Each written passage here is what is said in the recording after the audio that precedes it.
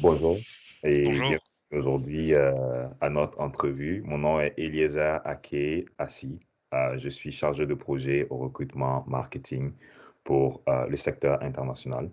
Et aujourd'hui, je reçois Caleb Etiam Adedze. Bonjour Caleb. Bonjour Eliezer. Alors, Caleb est diplômé de génie mécanique pour la promotion 2020, aussi ancien président de l'association étudiante, c'est bien cela, Oui, et aussi exactement. master de promotion pour sa promotion et aussi à l'échelle nationale. C'est exactement ça. Alors, comment vas-tu, Caleb? Je vais très bien, je vais super bien. Et toi? Ça va super, ça va super. En ce moment, où est-ce que tu es? Bah écoute, en ce moment, je suis à Port-Cartier, sur la côte nord du Québec, Mhm. où je travaille actuellement. Je suis en train de faire mon stage coop universitaire. Excellent, excellent. Alors, rapidement, est-ce que tu peux nous parler un peu de toi? Qui est Caleb? Parle-moi un peu de ton parcours d'immigrant. De quel pays viens-tu? Quand est-ce que tu es arrivé au Canada? Euh, un peu brièvement, comme ça. Ok, bah écoute, moi je suis originaire du Togo. J'ai fait mon école primaire, puis collège, lycée dans le système francophone ouest africain, puis dans le système français en Afrique. Et après mon bac, diplôme du lycée, j'ai décidé de poursuivre mes études universitaires. Donc, mon premier choix, c'était la France. Mais ça a pas duré longtemps. Je n'étais pas très intéressé à étudier en France forcément. Donc, mon autre option, c'était le Canada, qui est un pays bilingue, francophone-anglophone. Et bah, écoute, j'ai décidé d'aller en année sabbatique un peu, mais une année sabbatique qui était quand même profitable. Donc j'ai fait une immersion linguistique en anglais dans la province de Colombie-Britannique. Donc où j'ai passé une année à apprendre l'anglais qui s'est avéré très très utile. Aujourd'hui, je suis bilingue, puis ça ouvre beaucoup de portes. Puis ensuite, j'ai continué mes études. J'ai décidé de reprendre les études concrètement dites au Québec, puis ensuite j'ai transféré à Ottawa, au Collège de la Cité, où j'ai fait mon diplôme de technologie en génie mécanique, donc dont je suis diplômé aujourd'hui. Et aujourd'hui, actuellement, je suis étudiant universitaire. J'ai émergé, j'ai décidé de continuer mes études, d'aller pousser un peu plus loin histoire d'avoir un peu plus de connaissances et un bagage encore plus conséquent pour ce que j'aimerais faire plus tard. Donc, bah, je me suis retrouvé à l'École de technologie supérieure de Montréal, qui est une université spécialisée en ingénierie, où je suis en train d'étudier en baccalauréat de génie des opérations et de la logistique. Donc, cette étude actuellement qui me permet de faire un stage coop ici à ArcelorMittal, une grande compagnie en infrastructure et minière au Canada et sur l'échelle internationale. C'est vraiment intéressant. Plus loin dans notre entrevue, je vais te demander de nous parler un peu de qu'est-ce que tu fais concrètement avec ArcelorMittal et peut-être aussi, si on a de la chance, on aura le temps de passer à travers de la journée d'un ingénieur. Ok, avec plaisir. Pas de souci. Alors, moi, je voudrais savoir pourquoi est-ce que tu as choisi la cité? Pourquoi j'ai choisi la Cité? Bah, écoute, c'est très simple. La Cité offrait un programme de technologie de génie mécanique dans une région anglophone, donc enfin une région bilingue plutôt, je dirais Ottawa, où je pouvais pratiquer mon anglais en même temps, puis vivre dans une communauté francophone. Et à part le fait que c'était à Ottawa, il y a au niveau de, de l'éducation en tant que telle, la cité proposait un style d'éducation un peu, disons, spécialisé. Donc, il y avait beaucoup de travail hands-on, comme on dit. Puis, il y avait beaucoup de laboratoires. Donc, on faisait des cours très théoriques, bien sûr. Tout ce qui était physique, étude des matériaux, euh, beaucoup de choses vraiment théoriques. Mais la chance qu'on avait à la cité, c'est que on avait la chance de toucher vraiment au matériel. Donc, on avait des cours de conception, hein. C'est un programme qui était très axé conception. Donc, on développait des affaires, on travaillait en usinage, Puis on était pas mal sensibilisés sur la santé et sécurité au travail parce on avait accès à des équipements qui sont très intéressants à utiliser pour fabriquer des choses, mais qui sont aussi dangereuses. Donc, on a été bien éduqués à pouvoir se servir de façon sécuritaire de ces équipements. Et la cité nous a permis vraiment nous autres, les étudiants en génie mécanique, de pouvoir bâtir des choses, concevoir des choses avec nos propres mains, déjà les conceptualiser dans un ordinateur, puis venir avec nos plans et les fabriquer avec nos propres mains et les équipements qu'on avait à notre disposition. Donc, pour moi, c'est quelque chose qui est très déterminant parce que selon ma conception du métier d'ingénieur, pour être un bon ingénieur, il faut être un bon concepteur. Et le volet conception de la cité a pesé très lourd dans la balance pour moi par rapport à mon choix de commencer par la cité. Je sais que pour te connaître personnellement en dehors de ce cadre, tu es quelqu'un qui est constamment en train de penser à une solution. Comment est-ce qu'on peut créer cela? Comment est-ce qu'on peut modifier le moteur de telle affaire pour que ça aille plus vite, pour que ce soit plus économique, pour que ça puisse être bénéfique pour l'environnement et toutes ces affaires. Alors moi, je voudrais savoir un peu quel impact ton passage à la cité, concrètement, dans le programme de génie, a pu avoir sur l'homme et le professionnel que tu es. Est-ce que ça a affecté, au-delà du professionnel, est-ce que ça a affecté un peu ta vision du monde et même ton concept même de la création en général, la création de nouvelles solutions et tout cela? Oui, définitivement. Écoute, un des volets qui est qui est très intéressant aujourd'hui pour l'humanité et pour moi, c'est la protection de l'environnement. Donc, parmi la multitude de cours que j'ai eu à suivre, il y avait un cours qui était axé environnement, c'était énergie renouvelable. Donc, c'était un cours qui m'a permis d'être vraiment conscient des enjeux qu'on a aujourd'hui au niveau planétaire et de pouvoir apporter des solutions adaptées, performantes, tout en respectant les normes environnementales. Donc, ça, par exemple, c'est un aspect très intéressant qui aujourd'hui est payant dans mon domaine de travail parce que je prends des décisions et il faut que mes décisions soient en fonction de est-ce que c'est environnementalement viable, si je peux le dire. Donc, c'est très stratégique. À part ça, c'est l'esprit de résolution de problèmes, l'esprit critique où presque tout ce que je fais aujourd'hui est évalué avant exécution. Donc, un ingénieur ne peut pas décider de s'embarquer dans un projet sans l'évaluer, évaluer les risques, que ce soit côté santé-sécurité, que ce soit au niveau des coûts, bien sûr, que ce soit au niveau des équipements, de la main-d'œuvre. Donc, il y a beaucoup de choses qui sont prises en compte. Donc, aujourd'hui, les technologues sont vraiment outillés, hein, les technologues en génie mécanique sont vraiment outillés pour pouvoir faire de bonnes estimations avant de se lancer dans des projets.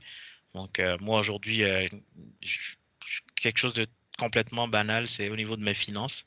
Donc, au niveau de mes finances, aujourd'hui, je fais de la planification avant de faire certaines dépenses. Je me dis, OK, si je décide de dépenser tel montant dans telle chose, ben écoute, ça va me prendre tel temps pour l'amortir, par exemple. Ça a l'air tout à fait anodin, mais ça permet c'est une éducation qui permet de résoudre certains autres problèmes de la vie, à part les problèmes techniques et d'ingénierie.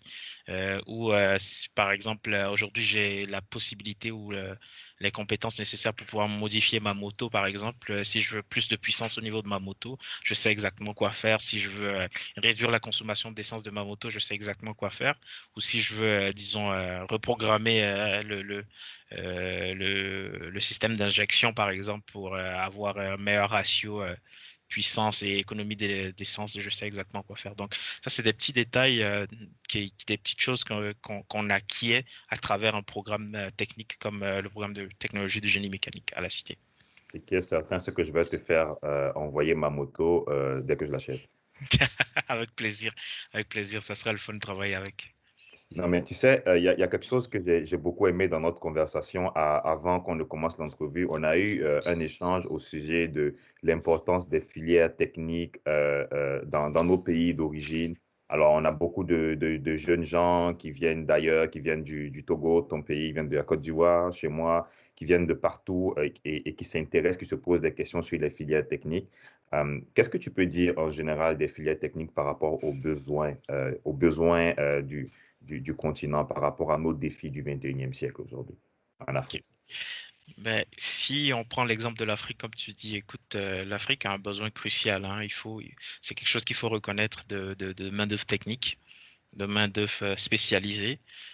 Aujourd'hui, dans certains pays où on est obligé d'importer de la main-d'œuvre qualifiée côté technique à l'étranger pour combler des postes, mais c'est tout à fait normal parce qu'il y a eu une vague de pensée qui poussait les gens vraiment à étudier dans des domaines de services ou des domaines administratifs, droit, littéraire, mais des trucs qui ne sont pas forcément des besoins cruciaux pour la production de richesse aujourd'hui. Parce que aujourd'hui, si les enjeux que beaucoup de pays du tiers-monde ont, que ce soit au niveau des pays d'Amérique latine, au niveau des pays d'Afrique, au niveau des pays de l'Asie du Sud-Est, par exemple, il y a des enjeux vraiment cruciaux au niveau de la production de valeur, production de richesse. Et on a la chance de venir de continents qui sont gorgés de richesses minérales ou toute richesse que vous pouvez imaginer aujourd'hui. Si vous prenez l'exemple du Congo, c'est un pays qui est très riche en minerais.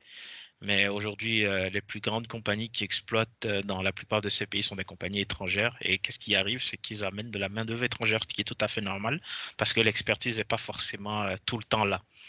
Il y a un effort qui est fait. Puis je pense que aujourd'hui, les jeunes étudiants qui viennent des pays d'Afrique, par exemple, devraient sincèrement se tourner vers des métiers vraiment techniques, des métiers qui leur apprennent vraiment à transformer, tout en restant écologique, bien sûr. Pour moi, l'écologie revient souvent parce que c'est quelque chose de très important. Donc, euh, on a une saturation sur le marché de l'emploi dans beaucoup de pays d'Afrique, même ici aussi au niveau des métiers, excuse-moi du terme, hein, des métiers de bureau, comme on dit. Donc aujourd'hui, moi j'ai la chance d'étudier dans un domaine qui est très niche et qui est porteur, qui demande de plus en plus de main-d'œuvre. Donc moi j'exhorterais vraiment beaucoup d'étudiants qui viennent d'Afrique, par exemple, de, de, de, de, de se plancher sérieusement sur des secteurs euh, de, d'ingénierie, de conception, de création. Partout où on crée quelque chose, il y a de la valeur qui suit, donc c'est très important. Je pense que l'avenir, il est technologique. Oh, bien évidemment, bien évidemment. Et une dernière question avant que tu nous fasses passer à travers de ta journée. Est-ce que tu recommanderais ton programme aujourd'hui à un étudiant qui se pose des questions sur le programme de génie mécanique? Comment est-ce que tu pourrais résumer ton programme en bref? Et est-ce que tu le recommanderais et à quel genre d'étudiant tu le recommanderais? Ok, je vais commencer à répondre par acquis. Je dirais toute personne qui se sent à l'aise avec les sciences. Toute personne qui se sent à l'aise avec les sciences devrait travailler ou étudier dans un domaine qui applique les sciences. Parce que c'est bien beau d'avoir des connaissances scientifiques, mais si on ne s'en sert pas, excuse-moi, mais c'est comme des reliques qu'on laisse dans un musée. Parce que une connaissance scientifique, une fois qu'elle est appliquée, produit du travail, produit de l'argent, produit de la richesse et aussi de la satisfaction personnelle. Aujourd'hui, quand je m'amuse à fabriquer mes drones dans mon petit laboratoire chez moi à la maison, ben, ça me procure de la satisfaction personnelle parce que j'ai pris un matériel euh, à l'état brut, si on peut le dire, et je l'ai transformé pour produire quelque chose de spécial et qui me fait plaisir. Donc, c'est très important de le rappeler que c'est quand même des domaines qui sont scientifiques et techniques à la fois. Donc, il faut quelqu'un qui a vraiment de bonnes bases, que ce soit en matière de maths, physique, même la science nature aussi, c'est important. Donc, oui, en général, c'est n'importe qui se sent à l'aise avec les matières scientifiques. Puis après ça, que, que la personne ait des atouts, des connaissances techniques, c'est pas très important. Parce que le programme est fait pour montrer à l'étudiant, pour donner ses outils à l'étudiant. Donc, surtout ne pas avoir peur de se lancer dans quelque chose qui est tout à fait différent, tout à fait nouveau. de ce qu'on voit d'habitude. Au contraire, c'est très gratifiant, très intéressant d'être spécial, comme on dit, parce que on fait quelque chose de complètement différent des autres et qui est porteur. Euh, à part ça, je dirais aussi que c'est un domaine qui manque crucialement de femmes, de féminité. J'encourage très fortement les filles et les femmes à embarquer sur des domaines d'études pareils parce que parfois il arrive qu'elles ont des points de vue qui sont vraiment, vraiment intéressants, vraiment pointus. Pas parfois, souvent même, je dirais, parce que c'est un domaine qui peut être intimidant pour certaines, mais c'est un domaine qui a crucialement besoin de femmes en général. Euh, tout le monde. Tout le monde dans son cercle aujourd'hui a la chance d'avoir des gens qui sont dans des domaines techniques ou d'ingénierie. Essayer de les approcher, essayer de comprendre un peu pourquoi ils font ça et ce que ça leur apporte en général. que tu Sinon, penses moi, que, est-ce que tu penses que le programme, il y a une méconception générale et des idées préconçues comme quoi c'est des programmes qui sont faits pour les hommes et ça envoie un mauvais message indirectement à des dames qui pensent que peut-être que je ne suis pas taillé pour le métier parce que quand j'entends mécanique, ça ne sonne pas très... C'est mhm. un peu ça. Ouais. Bah, écoute, l'une de mes professeurs titulaires dans le programme, c'est une ingénieure, Madame Émilie Cormier, qui est une excellente enseignante, qui est capable de prendre une matière compliquée et de la mettre vraiment accessible à tout le monde. C'est une femme brillante qui a travaillé dans le monde de l'HVAC. Excuse-moi, le terme en français m'échappe. Dans le monde de la construction, puis faire des plans de système incendie, système de chauffage, climatisation. Donc, puis côté méconception, déjà le programme, quand on dit génie mécanique en général, les gens pensent automatiquement à voiture, pièces détachées, mécanique, automobile. Non. J'irais même jusqu'à dire ça a rien à voir, mais ça a à voir. Pourquoi je dis ça? Parce que la mécanique automobile, c'est une infime partie de ce qu'on appelle la technologie ou le génie mécanique.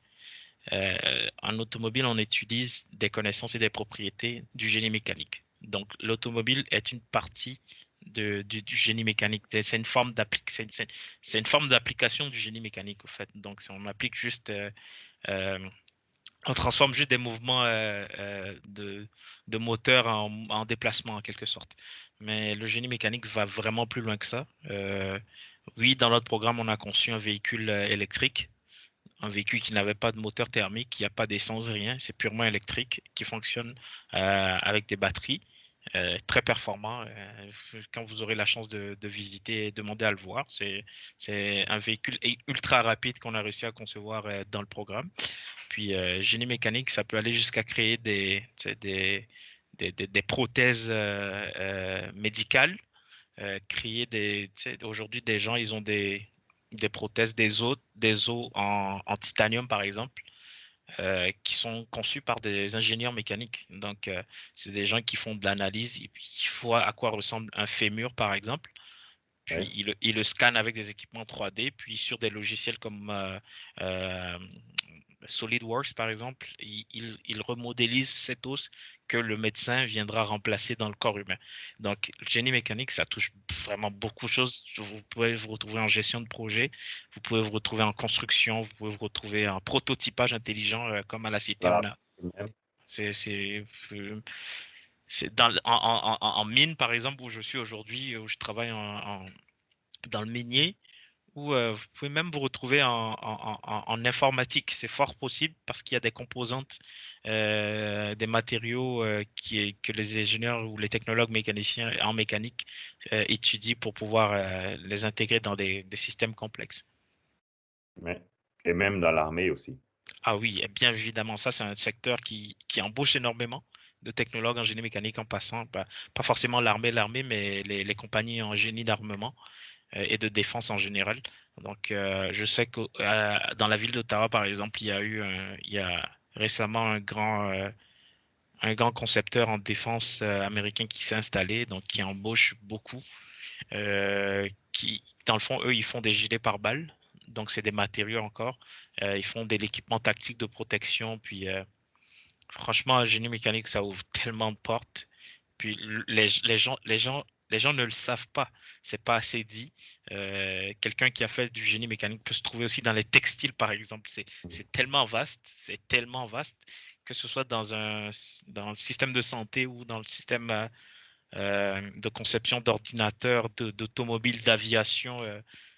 C'est énorme, c'est énorme. Il y a des débouchés à ne plus en finir. Alors, pour reprendre Caleb, ne vous limitez pas. Si vous êtes intéressé par le génie, allez-y. Le chemin est vraiment vaste. Vous allez développer des aptitudes et des talents et des habiletés qui peuvent se transmettre, qui peuvent se transformer un peu partout, qui peuvent être utiles un peu partout. Caleb, est-ce que tu peux rapidement nous faire passer au travers de ta journée? On est un peu curieux de voir un peu comment ça se passe dans ton petit monde d'ingénieur. Bah écoute, ma journée commence déjà par euh, et que je vais juste te raconter une petite anecdote. Je suis arrivé à mon premier jour de stage ici, la première chose qu'on m'a dit, c'est porte ton masque, assure-toi que ton masque est bien mis parce qu'on est en temps de Covid, bien sûr. Et quand tu marches dans les escaliers, 3 points d'appui. Ça veut dire quoi, 3 points d'appui? 2 pieds, puis une main sur les rambards. Dès le début, on m'inculquait déjà la mentalité ou la philosophie de santé, sécurité au travail. Ok. À la fin de la journée, l'employeur veut que tu viennes, tu performes, mais que tu rentres chez toi en chair et en os. Et mentalement aussi. Donc, donc, la première des choses quand je fais quand j'arrive au travail, c'est de m'assurer que j'ai mes équipements de protection, mes EPI, comme on les appelle. Comme vous voyez, mon gilet, c'est pas forcément pour de la fashion. Les couleurs qui sont vraiment vives pour que quand je me déplace sur le site, je sois vu de loin.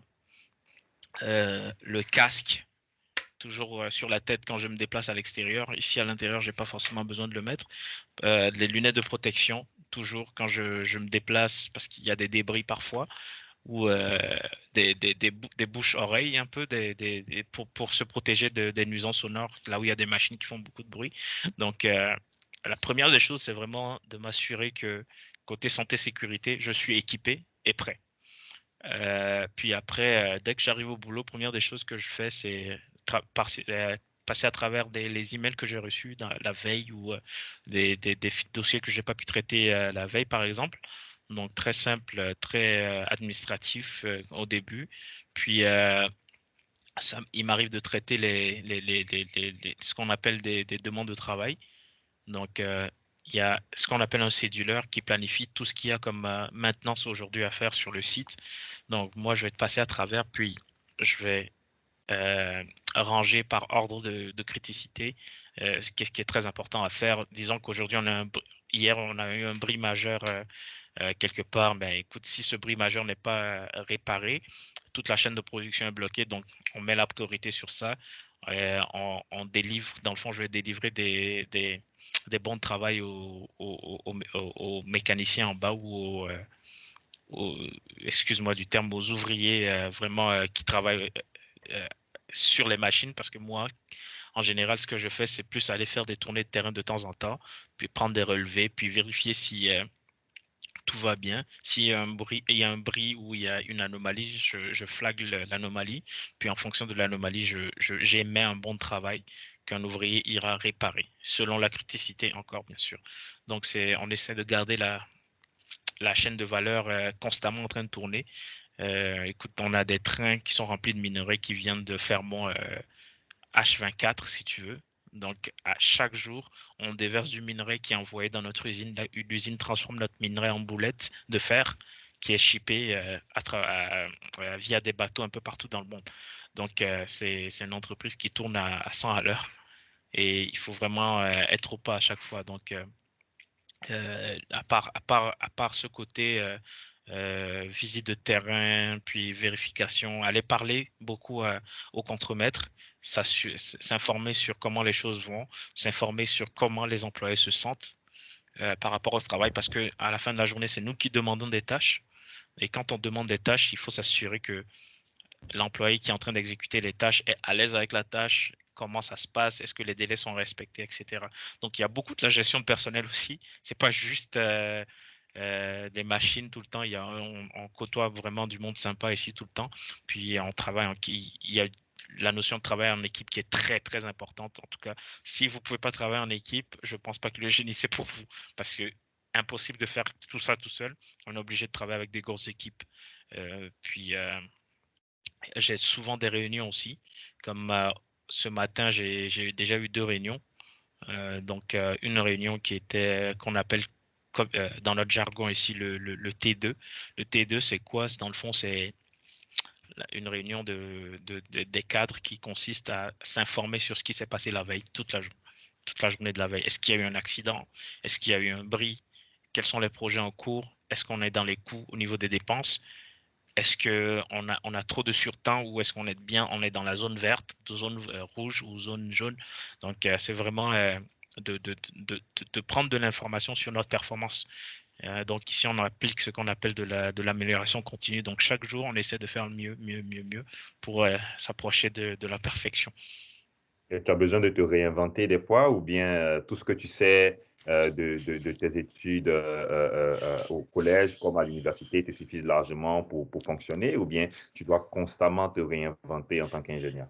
Mais écoute, dès le début, parfois quand j'allais sur le site, puis je voyais certaines exécutions de travail, puis ça cliquait dans ma tête, je fais, mais waouh, on m'a montré ça à l'école. Ah, on est en train de travailler sur une courroie, puis ils sont en train de faire un remplacement de courroie, ils sont en train de respecter ce qu'on appelle l'anthrax maximal de la courroie. Puis je vois des choses, puis je fais, ah, mais écoute, ce que j'ai appris ce que j'ai appris en train de servir finalement. Donc souvent j'ai des épiphanies comme ça où je suis comme waouh, mon prof m'a montré ça, waouh, mon prof m'a montré ça, je connais ça. Puis c'est vraiment utile parce que ça fait qu'on perd pas de temps, on sait de quoi on parle, on sait sur quoi on travaille, mais il est important de mentionner que chaque jour j'apprends quelque chose de nouveau. C'est ce qui est vraiment cool avec ce métier, c'est que il y a des mises à jour qui se font, il y a de la recherche et du développement qui se fait, il y a des nouveaux procédés qui arrivent, des nouvelles façons de faire. Donc, on est obligé de se réinventer chaque jour aussi.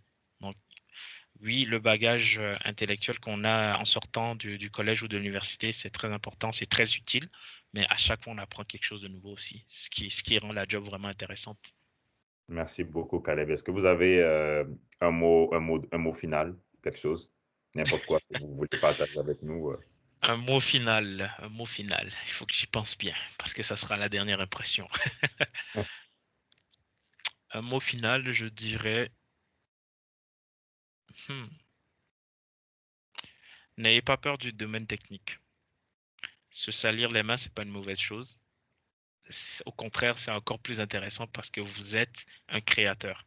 Toutes personnes qui vont dans les domaines de génie, que ce soit en civil, que ce soit en mécanique, que ce soit en chimique, que ce soit en opération logistique, n'importe quel domaine de génie, vous allez vous trouver, vous allez travailler dans un domaine qui est complet. Vous aurez plein d'outils à votre disposition, puis vous créerez de la valeur au lieu d'administrer de la valeur. Administrer de la valeur, tout le monde peut le faire. Et parfois, il arrive qu'on peut le faire même sans diplôme. Donc, si vous voulez vraiment avoir un impact tangible dans le monde du développement, en tout cas, je pense qu'aujourd'hui, c'est le domaine technique, c'est le domaine de l'ingénierie. Donc, moi, je vous conseille fortement à faire des choix stratégiques par rapport à vos études. Ce sera tout. Merci beaucoup, Caleb, d'avoir accepté notre invitation. Merci à toi, Elisa. Et ça sera tout. Alors, pour ceux qui veulent nous contacter, n'hésitez pas à nous contacter juste en dessous. Vous allez avoir les informations qui s'affichent ici, notre numéro de téléphone, notre adresse courriel et nos différentes pages. Passez une bonne journée. Allez, bye bye.